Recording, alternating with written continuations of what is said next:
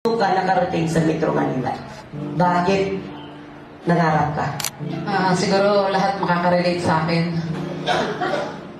Yung tanong ni Coach kasi, paano ako nakarating sa Manila?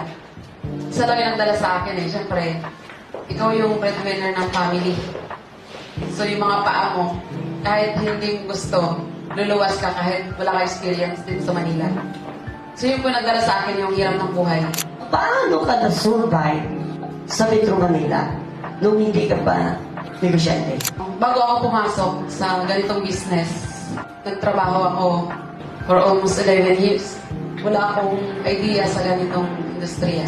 Paano ka na-involve sa ganitong business? Napagandang tanong kasi sobrang blessed ko kasi ultimo yung tao, naging dahilan kung bakit nandito ako ngayon sa magandang resulta o buhay. Pinagpapasalamat ko yun